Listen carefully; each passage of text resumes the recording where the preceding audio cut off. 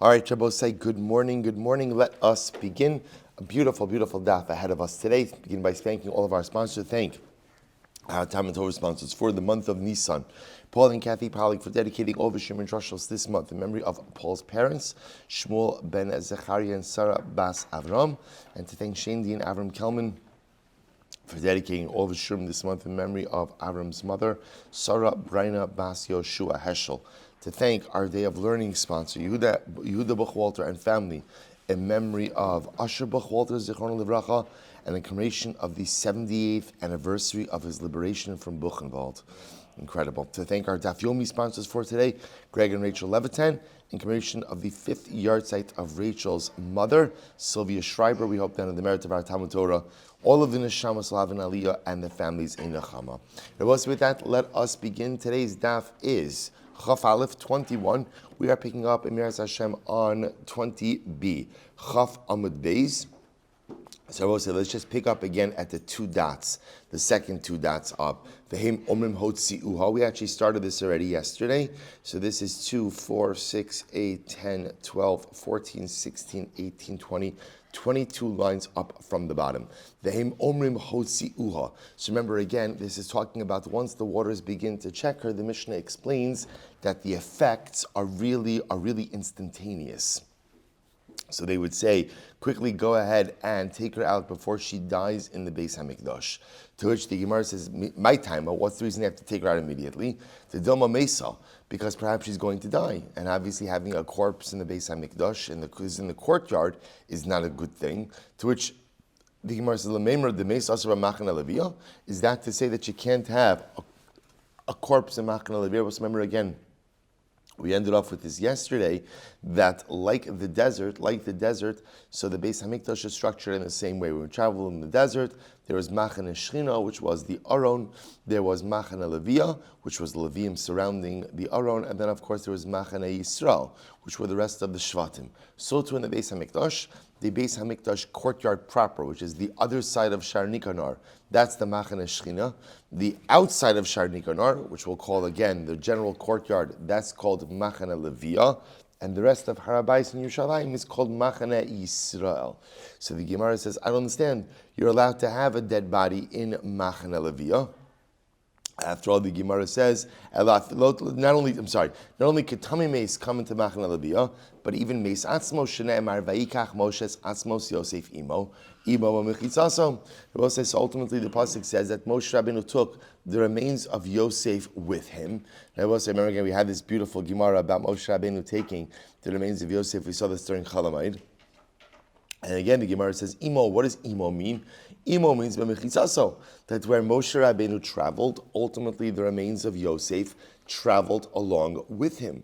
Where did Moshe Rabbeinu travel? Moshe Rabbeinu traveled in Machane Leviyah. So you see over here that not only could someone who's Tamei Meis travel in Machane Leviyah, but even the Meis itself could travel in Machane Leviyah. Abaye says, Shema Tifros Nida. I'll say, if we have time, by the way, I'll share with you something truly beautiful about Atzmos Yosef. We'll come back to that in a little bit. If we have time today. Beautiful idea by the Shla Kaddish. In any event, so the Gemara says as follows. So the Gemara says, so therefore, it can't be that we're afraid of her dying. So what are we afraid of? We're afraid that ultimately, again, she may become a nida. She may menstruate. As a result of the fear of the situation, she may menstruate. And that type of tumah, Tumas Nida, could be potentially problematic in Machane Leviyah. So the Gemara says, well, so take a look at Rashi. Rashi says, Shema Tifros Nida, Agav Bi'usasa Damim Dimayim Hamarim, Vanida Vazav Bal Kari Asur Machane Leviyah. So we'll say we're concerned that as a result, ultimately, again, of her fear of the water, she may come to menstruate. And again, remember, so that type of Tumas Nida or Zava, people who are tamei of that type of tumah are not allowed in Machane Leviyah. That's what we're concerned about. To which the Gemara says, Lememra, to be Susa Merafia, is that to say that fear, literally both say fear loosens. That's what Merafia means. Fear loosens, that in other words, that fear could cause a woman to menstruate. To which the Gemara says, in the Tischalchal Hamalka Ma'od.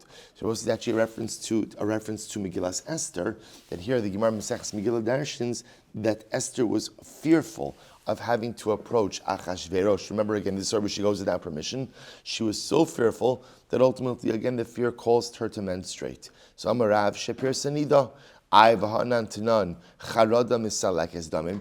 But Rabbi say we have a concept ultimately that fear actually prevents women from menstruating. We have a concept of Meseches Nida, that when a woman is living in a state of fear, that fear could actually prevent a normal menstrual cycle. So which one is it? Does fear induce a menstrual cycle, or does fear remove a menstrual cycle, or prevent? To which, right, we had this, right, our joining of worlds. We have Rabbi Shmuel Hilchos Nida and Meretz Hashem this week. Next week, it's beautiful. So we'll say, the Gemara says as follows. So good. To which the Gemara answers, this is fascinating. Pachda samis bi'isus samarafia. So we'll say the Gemara actually explains that it depends on the type of fear. Literally, pachda samis, if you look at Rashi, pachda, pachad, what's pachad? Daiga she'ina ba pitom. So I will say a worry that does not come about immediately. So in other words, we'll call it sustained fear, an ongoing and sustained daiga. Ela do ages shema yavo ivim. So I'll say really what it means is, it doesn't mean a sustained fear, it means anticipatory fear, right? Fearing something that may occur, ultimately again, tsomes es hamakar, literally means causes the uterus to constrict, and ultimately, again, prevents the flow of blood. So, pachda, tsamis, anticipatory fear. Tsamis causes contraction, causes, again, the uterus to contract, and therefore for there to be no blood. Conversely, biusasa, Rashi says, haba'a pitom, fear that comes about immediately, kigonzu, for example, this is the water fear, for example, ultimately, mirafia, causes a loosening, ultimately causes the bleeding to occur. So I will say a very interesting distinction. Pachad tsamis, anticipatory fear, contracts, causes women not to bleed. Biusasa, kind of present fear or immediate fear. Literally again, haba'a pitom.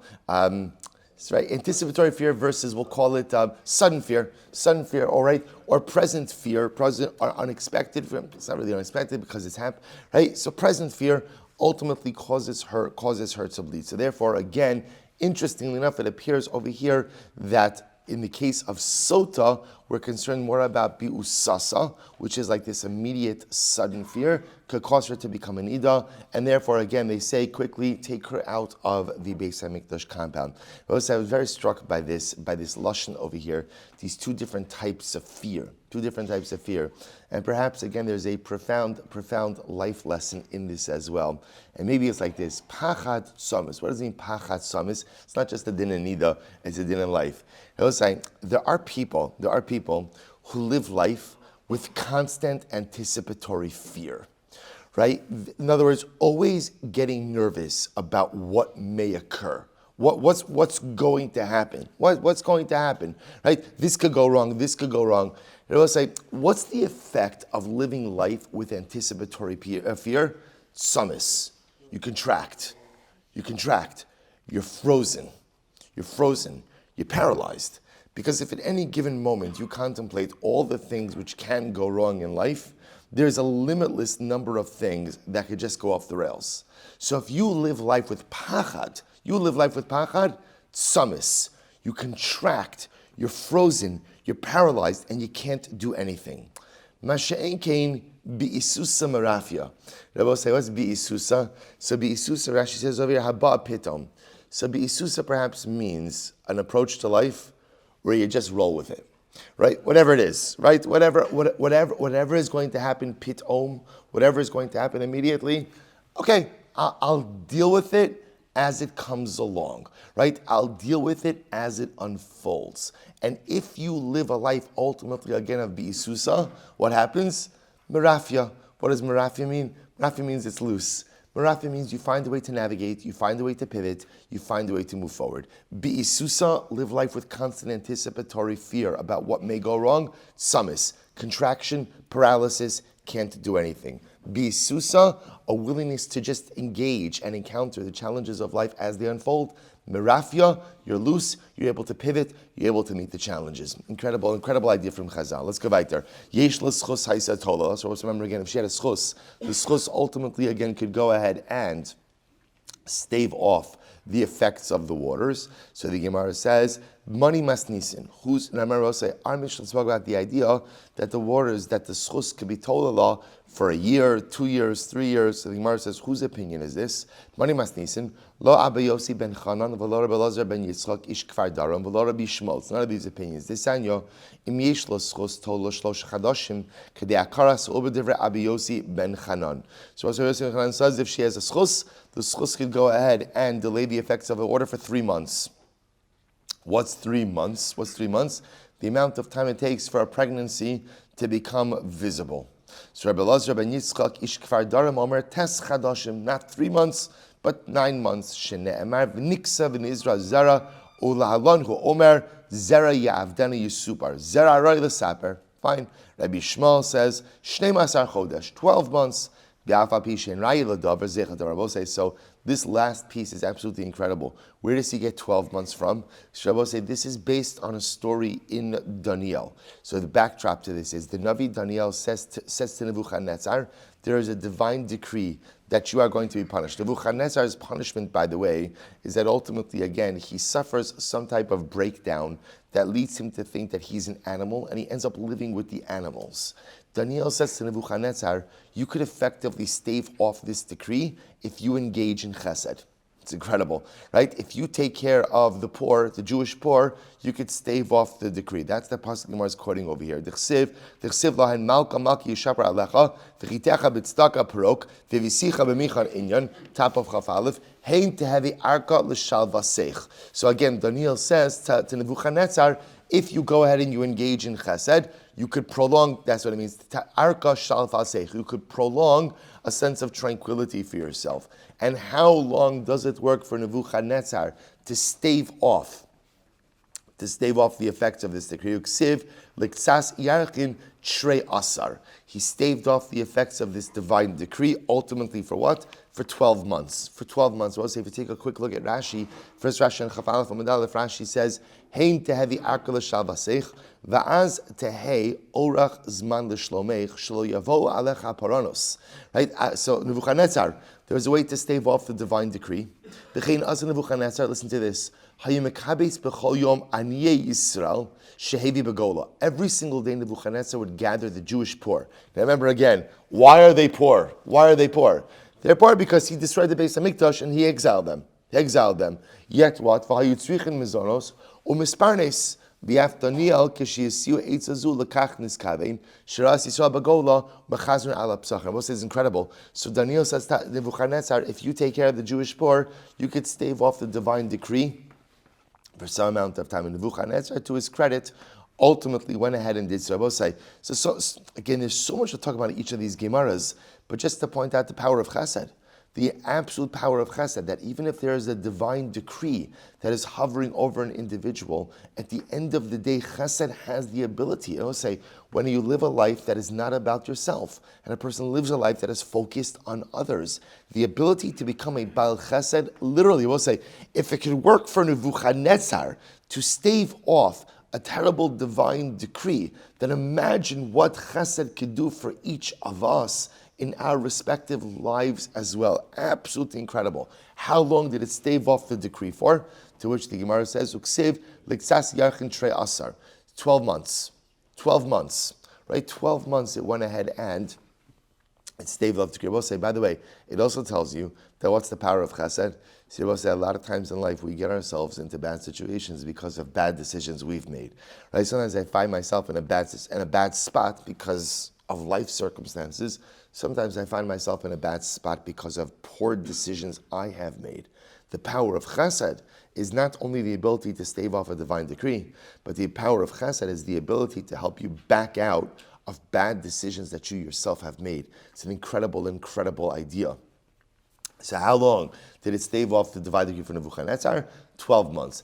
Therefore, I will say, again, the Gemara is suggesting that maybe if the Sotah has the schus, ultimately, again, this schus could help her for up to 12 months. Rabbi Shmuel, so the Gemara says, the Olam Rabbi Shmuel. So we'll say in reality, this Mishnah reflects the Rabbi Shmuel. Va'ashkach kra da amar vitani. So ultimately, again, Rabbi Shmuel found the pasuk. What was the pasuk? To save ka amar Hashem al shlosha pishay Edom.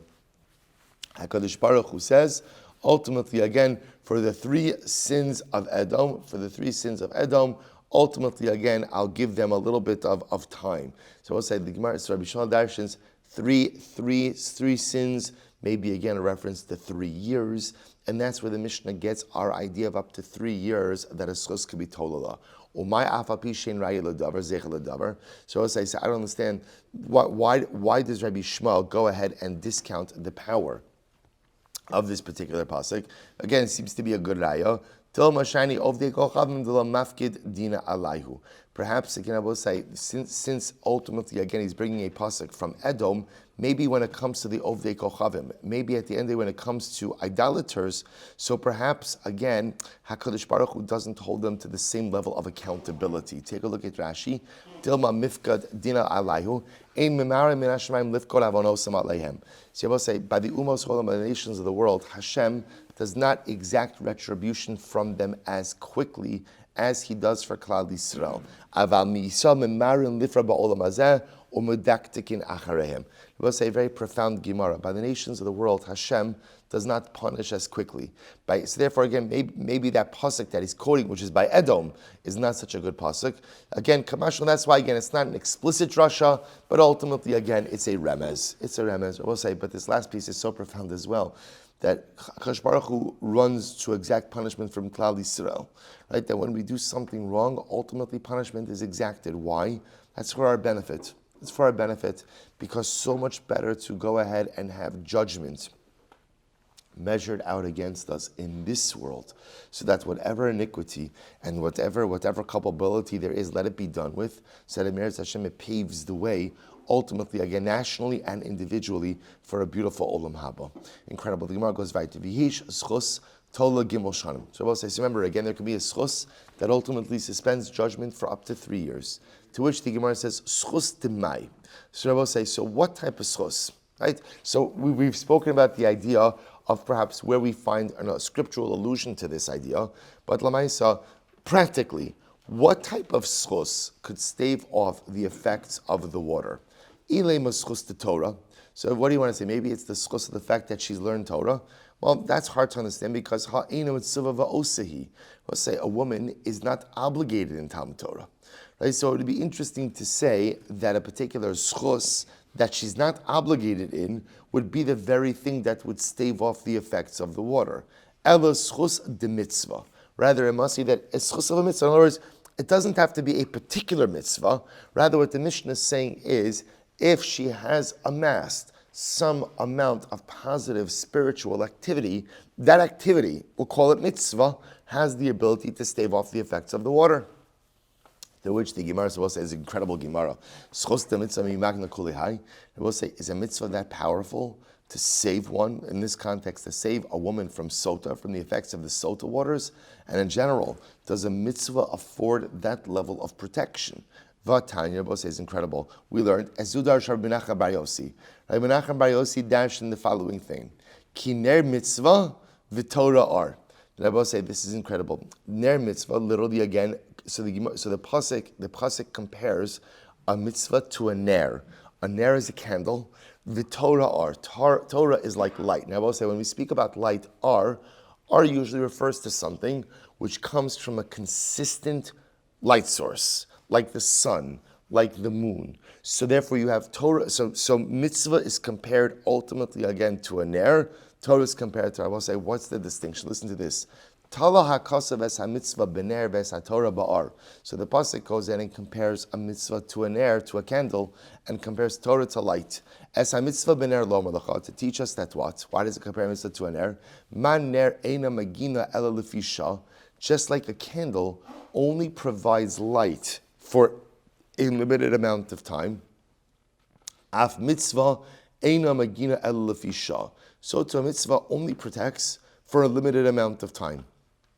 So we'll say bepashtos, what that means is, just like the candle only provides light when it's lit, so too again the mitzvah only provides protection when one is actively engaged in the performance of that mitzvah.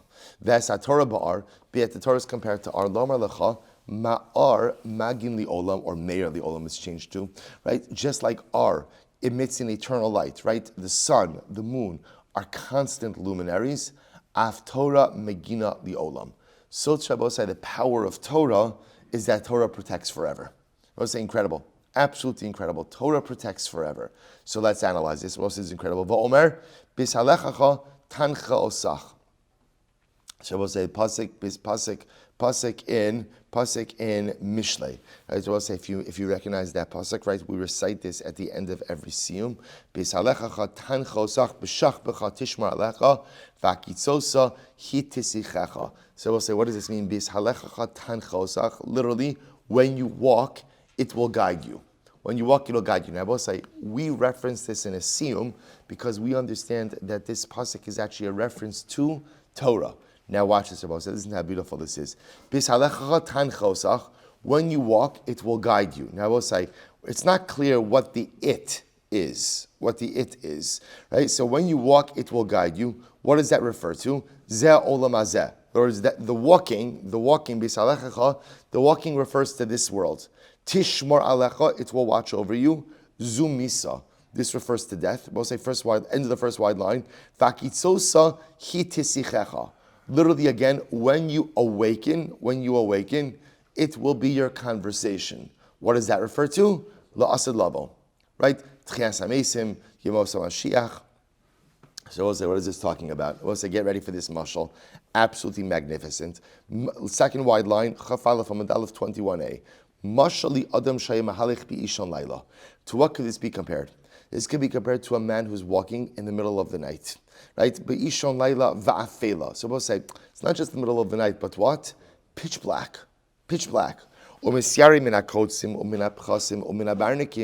And obviously, again, he's afraid of what? He's afraid of the thorns.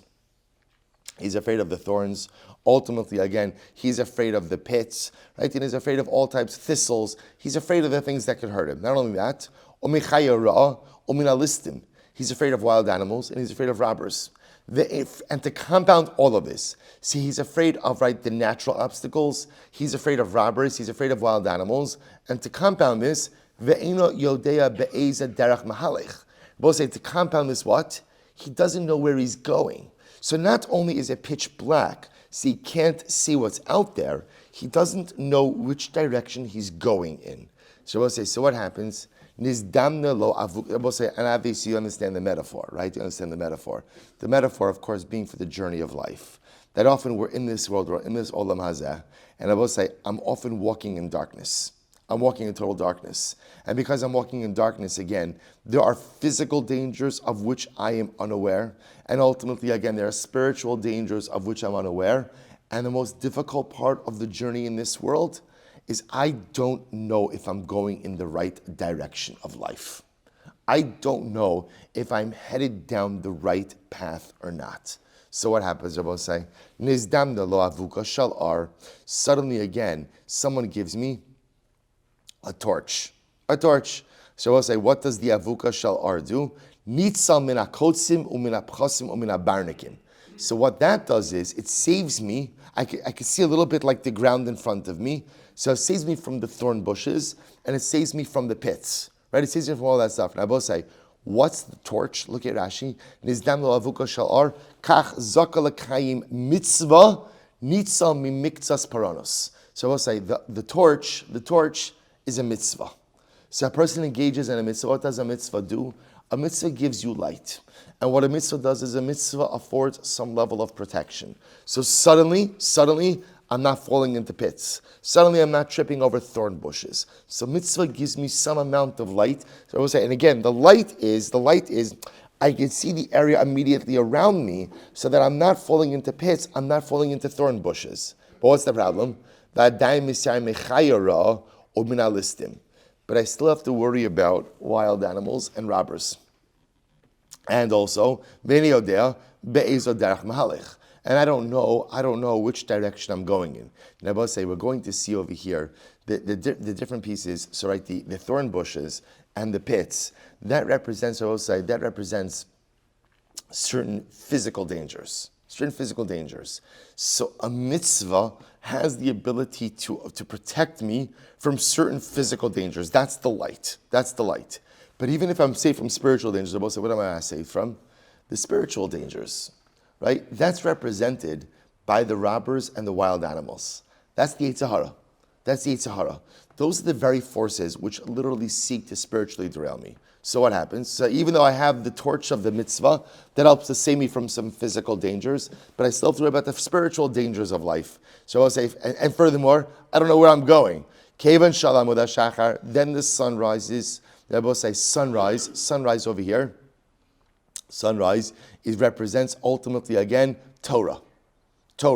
I engage in the study of Torah. What does Torah do? Torah illuminates my world. I will say, and the study of Torah girds me with the spiritual strength to resist the Yetzer Hara. So I will say, the sun comes up, I engage in Torah, suddenly I have the ability to combat the thieves, right, the robbers and the wild animals of life. So I will say, is this not absolutely amazing? Is this not absolutely amazing? So here I will say, listen to the metaphor. I am this person in this world of darkness, and there are all of these dangers lurking around me. First thing, get your torch of mitzvahs. Engage in mitzvahs, because I will say, what do mitzvahs do? Mitzvahs save me from the physical pitfalls of life. Engage in a life of mitzvahs, and it saves you from the thorn bushes and from the pits, the physical obstacles of life. Engage in Torah. And what does Torah give me? Torah is the torch that I carry with me. And where I will say, as long as you're holding that torch, what does the torch do? It keeps the robbers, the mitzvah is the torch, right? Hold the torch of mitzvah and ultimately save yourself from the physical dangers of this world. Then I will say, but that's not enough. I need the sun of Torah. The light of Torah keeps away the listim and the chayes ras, keeps away the Yetzer Hara. Right? Being steeped in Torah helps, again, it doesn't conquer the Yetzer Hara. I will say, what does it do? It keeps the Yetzer Hara at a distance. But I will say, what's the great challenge? I will say, right, even with the torch of mitzvahs and even with the sunrise of Torah, I still don't know if I'm going down the right path of life. Am I headed in the right direction? So I will say, what happens? Once you get to the crossroads, nitzal mikulam, you're saved from everything. I will say, what are the crossroads? Take a look at Rashi. Rashi says over here, V'sham hekir es darko, v'afkan higia liyom hamisa. Now let's say, the only way, or the only moment you really know if you are on the right path in life is the day you leave this world. And I will say, the greatest challenge of life is, I never really know if I'm going down the right path. And I will say, just to understand this very nuanced idea, a person could lead a life of doing good things. It doesn't necessarily mean that I'm on the path that's right for me. Right? This is the great challenge of the human condition. You could live a life filled with meisim tovim, mitzvahs, and Torah. It doesn't mean necessarily that you're doing all the things you're capable of accomplishing. And this is the great challenge in life. So now I have the torch of mitzvahs. The sun is up. So I'm Torah, I have Torah. I'm keeping the Yitzhar, the Chayes Ras, listim at bay. And I still walk around with like this nagging question of, am I living the best life I can? Am I doing what I need to be doing? And I will say that's the challenge of the human condition. And you really only know that until you get to crossroads. And when do you get to the crossroads? After 120.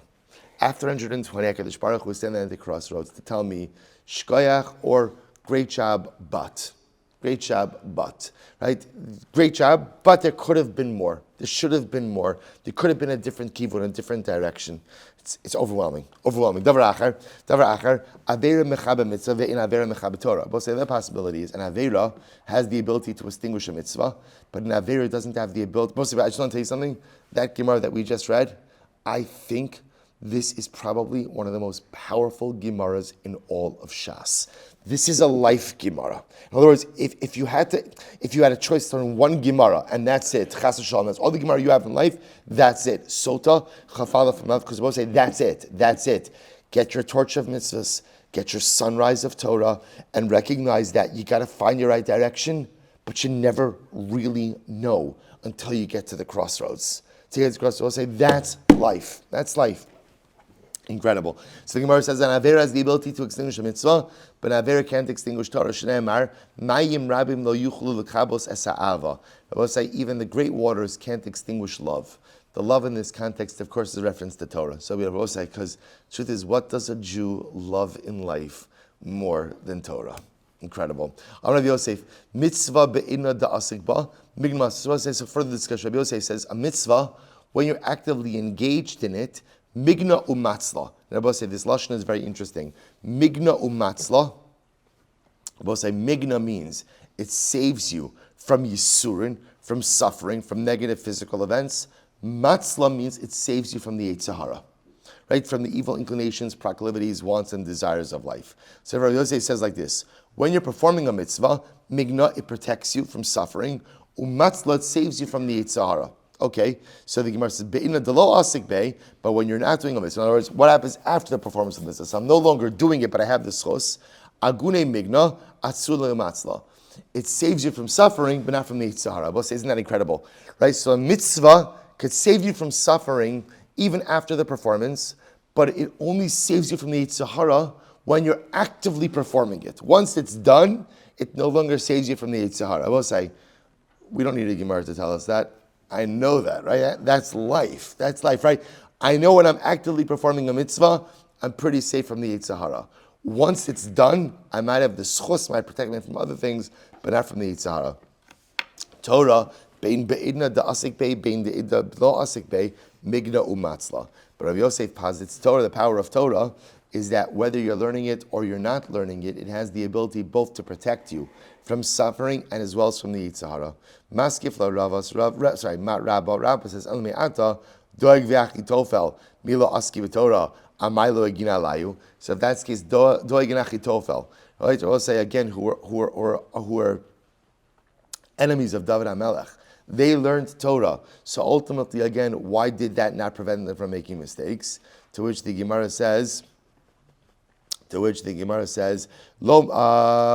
be'idna to lo asik ba'aguni magna atzulei lo matzla mitzvah bein be'idna da asik be'er bein be'idna da lo asik ba'aguni migna atzulei lo matzla. So the Gemara now revises its position. A mitzvah at most protects you from suffering, from yisurin, never protects you from Yetzer Hara.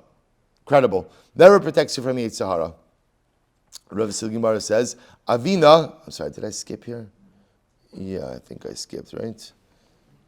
Yeah. Milo askir Torah, amaylo agina lai, ela amarava, sorry. Torah, be'ina da'asik ba, migna umatzla. So Rav says like this, Torah, when you're learning it, ultimately it protects you from suffering and from Yetzer Hara. Be'ina dalo asik ba, when you're not learning it, aguni migna, atzulei lo matzla. Ultimately, we'll say even Torah, right? Torah, when you're learning it, ultimately again protects you from everything. When you're not learning it, it protects you from Yisurin, doesn't protect you ultimately again from the Yetzer Hara. So mitzvah, bein be'ina da'asik ba, bein de'idlo asik ba, agune migna, atzulei lo matzla. We'll say, but a mitzvah is less powerful, and a mitzvah at most only has the ability to save you from suffering, never has the ability to save you from the Yetzer Hara. Incredible. Ravina says, so I will say, just pointing out how you see this interesting machlokus about the power of Torah versus the power of mitzvos. And I will say one thing is absolutely clear, which is absolutely riveting to contemplate, that the power of Torah is more powerful than the Torah of a mitzvah, right? Which is fascinating, right? Because again, generally our whole conception of Torah, it's lilmod al menas la'asos, right? The whole point of Torah is in order to inform and to shape what you do. But yet, Rabbi say what you see over here is something so profound, that what you do is meaningless unless it's shaped and informed by Torah. So therefore, again, because of that, as much as the actional component is the ikar within Yiddishkeit, from an importance perspective, nothing is more important than Torah. Because without being grounded in the hashkafas of Torah, everything else I do is unanchored. And if it's unanchored, I run the risk of really getting myself in significant trouble. That's why from the perspective of Chazal, the Torah has a protective power that mitzvos never have, which is really incredible idea to contemplate. Ravina says, we'll say, so remember again, how do we get into this whole thing? We're trying to figure out what zuchos does the Sotah have that could offset or stave off the power of the waters. So Torah. In reality, we'll say back to what we said before, it's the schus of Torah that has the ability to stave off the effects of the water. But we said, but a woman is not obligated to learn Torah. If a woman is not obligated to learn Torah, why is that the mitzvah that staves off the effects of the Torah? Listen to how beautiful this is. So I will say, ultimately, you're right. A woman is not obligated to learn Torah. Fine, that's fine. But listen to this, I will say, be'igra, the mikrin umasnin benayhu. So I will say, in the schus, that literally, again, the mikrin umasnin benayhu, if you take a look at Rashi says, second wide line, the mikrin umasnin, shetarchos al benehen, la'avin labeis ha-sefer, likra mikra v'lishnos mishnah. In the schus, that a woman often prepares her children to go off to learn Torah. Right? She prepares them, right? Literally preparing them can mean everything from literally preparing them to taking them, to picking them up, to waiting for them. Right? Or as I say, it's a plug for carpool over here, right? But Lamaisa, right? In the merit of the mother going ahead and preparing and taking her children to learn, and ultimately again, and she waits for her husband to come home from the Beis Medrash. Milo palgan ba'adayu. Does she not receive a large portion of their schar as well? Then I will say, what does this mean? What does this mean? So I will say, it's such a beautiful Gemara. And what it's telling you is the role of a Jewish woman in the Jewish home, which is that the Jewish woman is the enabler of the ruchnius of the home. She is the ultimate enabler. She is the one who creates the spiritual atmosphere for her children. She is the one who creates the spiritual atmosphere for her husband. She is the enabler. In general, I will say, the power of a Jewish woman in a home is that she's generally the enabler for every positive thing that happens in the home. But specifically here, the Gemara is making a reference or a focus on the ruchnius. She is the one that allows the Torah and the ruchnius of the children to actualize. She is the one who allows ultimately, again, the Torah and the ruchnius of her husband to actualize. So because she is the enabler, I will say, we've seen this many times in Chazal, that sometimes more than the merit you could accrue for yourself by doing something is becoming the enabler for other people's spiritual growth.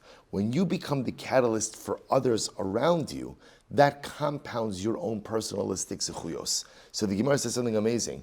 What schus does the Sotah have? It's the schus of Torah. But she's not obligated to learn Torah. It's not just simply talking about the schus of the Torah she learns, but rather it's talking about the schus of the Torah that she enables in the other members of her family. The schus of the spirituality that she enables in her children, in her husband. That schus is so powerful that it could even stave off the effects of the Sotah waters. I will say, by the way, you'll say to yourself, but come on. If she's a Sotah, right? I will say, remember again, who are we talking about over here? This woman is a Sotah. So now, you're telling me the Sotah has the zechuyos of spiritual enablement, is that a word? Spiritual enablement of her household? I will say, come on, she's a Sotah. What's the answer? The answer is yes. I will say, good people do very bad things. And good people make very poor decisions. And no, it's actually not a contradiction to have a woman who's a Sotah, but who's also the spiritual enabler of her family. Because sometimes good people get themselves into very bad spots. Sometimes very good people and very holy people still make very poor decisions. And it's not a contradiction. We'll say, we're all, each and every one of us is a living contradiction, right? We do things that are good and we do things that are really bad. And the hope is that the bad things that I do not in any way contradict or cancel out the good things that I'm currently doing. So you could have a woman who's a Sotah, but at the same time has done a great job enabling the spiritual growth of her family, and that's actually the schus that saves her in her time of need. Brothers, you know what the beautiful part about being a Jew is? that the Ribbono Shel Olam, the Ribbono Shel Olam accepts our contradictions.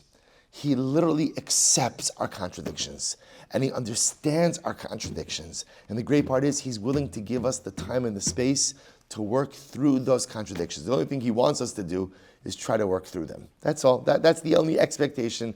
I understand you live with them. We're always going to live with them. Just try to work through them. Incredible. Incredible. So the Gemara goes weiter. The Gemara says, good. So my Parshas Drachim, so we'll say beforehand, what's the Parshas Drachim? What's the crossroads we were talking about before? So the Gemara says, this refers to Talmud Chacham and the day of death. We'll say, we spoke about before, that a Talmud, we'll say, so the crossroads represent death. A Talmud Chacham, Rashi says, no matter how great he is never above the possibility of sin until the day of death. It also says, Mishnah Avos, Al Tamin Ba'atzmecha Ad Yomosecha. Do not believe in yourself until the day of your death. Recognize a person is never above temptation, literally until they leave this world. This Talmud Chacham, I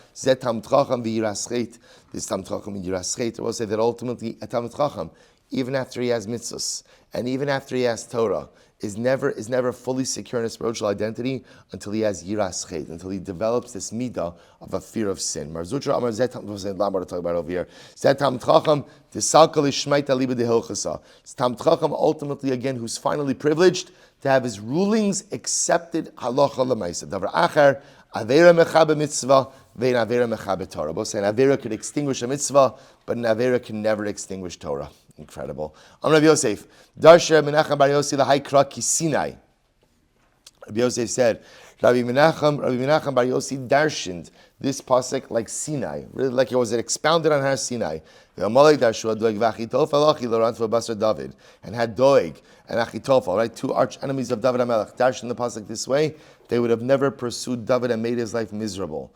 Dichsiv, Leimar Elokim Azavu, they say they had forsaken God. My drosh, Lo yira b'cha ervas davar. Pasuk says you shall not engage in any matter of immorality. So I'll say, so again, they assumed that once a person engages in a matter of immorality, by definition, they've severed their relationship with Hashem. And they felt that because of the whole episode of David and Bathsheba, David HaMelech had no relationship with Hashem anymore. Why? Wow, we'll say, listen to this. And they never understood, it's true. An Avera could extinguish a mitzvah. Rabbi say, what could an Avera never extinguish? Torah. An Avera can never extinguish Torah. Rabbi say, the Torah you have is yours and yours forever. Rabbi say, switching gears. My Yavozulo. Rabbi say, what's the pasuk that it means? Literally, Boz Yavozulo. They will scorn him. What does that refer to? Amar Ula. This is both incredible Gemara. Lo Kishimon Achi Azariah. Rabbi will say not like Shimon, the brother of Azariah, and not like Rabbi Yochanan and the house of the Nasi.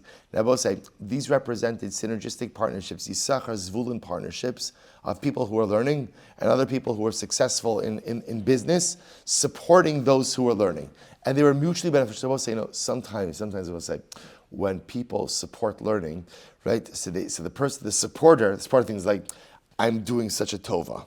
Right? Look at me. I'll say, what the person doesn't realize is when you're supporting someone in learning, I'll say, the supporter gets more out of this relationship than the one who is learning, or just as much out of the relationship than one who is learning. Because I will say, when you support Torah, you get the zuchus of Torah. So the Gemara points out over here, there are certain relationships where their supporter, we'll call it the zavulun, the worker, recognized that he was getting as much out of this relationship as the Issachar, as the learner. Contrast that, ultimately again, about with Hillel, right? Hillel v'Shavna. I will say ultimately again, Hillel and his brother Shavna. I will say, understand, Hillel was from Bavel, and he was from a very prominent Babylonian family. Very prominent Babylonian family. And I will say, now understand, Hillel comes to Babel to learn Torah, and what does his family say? What his family says is, if you leave here, you're out of the family. He left anyway. I will say, remember again, this is the famous story. Remember, how did Hillel learn Torah? By the skylight. Why was he by the skylight? Because remember again, he couldn't afford the entrance fee into this, he came from one of the wealthiest Babylonian families. I will say, They wrote him off. Now, we'll say, now what happens? There's a postscript to the story. Postscript to the story was, after Hillel became Hillel, guess who came out of the woodwork? His brother Shevna. And Shevna said, hey, please, give me the schus to support you in Torah. Give you the schus to support you in Torah. Right? So we'll say, ultimately, again, what ends up happening? So the Gemara says, Shevna avariska, l'sof amalei ta, naro v'niflok. Let's go ahead and let's do a 50-50 split. Right? Shevna says, I'll give you money, you give me your schuyos. Yatzas abaska v'amra, imitain ishes kol home base. So even if a person would go out and give all of the money of his home, the pasuk says, ultimately again, right, boz yavozulo, they will still scorn him. So they said to Shevna, thank you, but too little, too late. Too little, too late. I both say, by the way, there are a number of stories like this, right? A number of stories like this. Ultimately, again, you have, of course, the story of Rabbi Akiva, who had a very similar story as well. His father-in-law, Kalba Savua, totally wrote him off. After he becomes Rabbi Akiva, ultimately, Kalba Savua wants to go ahead and share his wealth. So we'll say it's an incredible, there's so many lessons from the story. I will say, but I think for us, the major takeaway is if you want greatness in Torah, you have to be ready to sacrifice something. Right? Greatness in Torah does not come by having your cake and eating it too. Right? Greatness in Torah only comes by willingness to sacrifice. Hillel was willing to sacrifice. Rabbi Akiva was willing to sacrifice. So we also have to sacrifice. Now, I don't think it means for us that you have to go away and sacrifice your money. I think for us what it often means is I have to sacrifice the taivas, the desires that are holding me back. I have to sacrifice, again, the forms of worldly engagement that are not good for me. Those are the things I have to sacrifice. But greatness in Torah only comes to those who are willing to give up the things which are holding them back. Incredible. We'll say Amud Beis. Amr ben Azai, Chayiv Adam L'Lamed. Rabbi Eliezer would call it Hamlamed is Bito Torah Malam the Tiflos. Remember again, then the Mishnah kind of segued into a very interesting discussion about teaching one's daughter Torah. Right? So interestingly enough, Ben Azai said, a person should teach his daughter Torah. Well, now, why did Ben Azai say this? Rabbi say there's really two ways of looking at it. Either because this way she'll have the schus of Torah, and ultimately, again, Rabbi say kind of tying this all together. If a man teaches his daughter Torah, she'll recognize the importance of Torah. If she recognizes the importance of Torah, then what?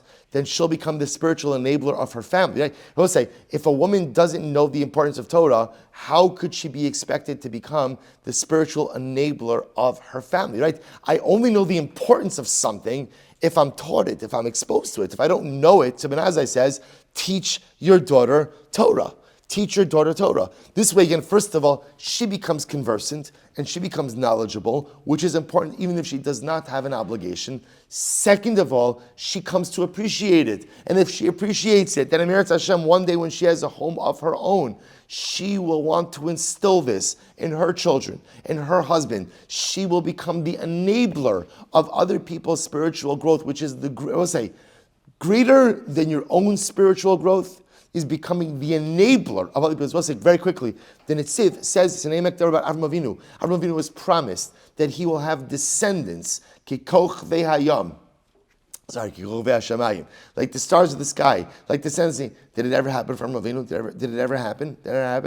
Not directly, but Avram Avinu becomes the enabler for spirituality in the world. We'll say, who is the father of spirituality in the world? Who is the father of all spirituality in the world? Of the three major faiths, it's Avram Avinu. When Hashem says you're going to be, your descendants will be like the stars in the sky, means Avram Avinu, you are the enabler of universal, of global spirituality. That was the schos of Avram Avinu, to be the enabler of spiritual growth. So Ben Azai says, teach your daughter Torah. How else is she going to be an enabler if she doesn't understand? Now I will say, on a very limited level, what Rashi in the Mishnah also said was teach her Torah, because if Chas V'Shalom one day she's a Sotah and the waters don't work on her, she'll understand it's not that they're not working on her, it's that what?